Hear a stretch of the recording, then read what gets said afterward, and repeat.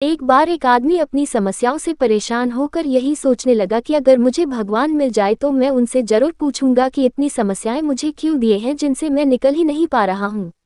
वह आदमी बीमार पड़ गया और बीमारी में बहुत ही परेशान हो गया और उससे सभी घर वाले भी परेशान हो गए बिकॉज बहुत ही ज़्यादा बीमार पड़ गया था वह व्यक्ति और यही सोच रहा था कि अगर भगवान मुझे मिल जाए तो मैं ज़रूर पूछूंगा कि मुझे इस समस्या में उन्होंने क्यों डाला है।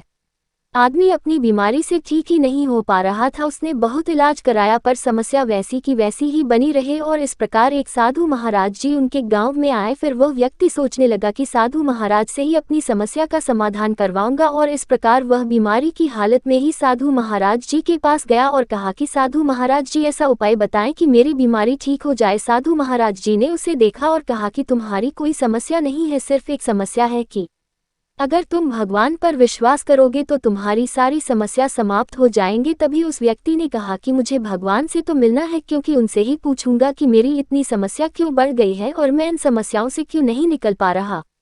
साधु महाराज जी ने कहा कि अगर तुम भगवान पर विश्वास करते हो तो यह समस्या कुछ भी नहीं है, तो इससे आराम से निकल जाओगे। साधु महाराज की बात मानकर वह घर चला गया और धीरे धीरे उसका विश्वास भगवान पर बढ़ता गया और इतना बढ़ गया कि भगवान की भक्ति लीला में हमेशा रहता और भगवान का ही गुणगान करता था और धीरे धीरे उसकी बीमारी भी ठीक हो गई और उसे भगवान से अब कोई भी शिकायत नहीं रही। भगवान हमारे साथ है और वह हमेशा हमारे ही पास रहते हैं, बट हम उस भगवान को बाहर ढूंढते हैं, बट भगवान सभी के अंदर निवास करते हैं।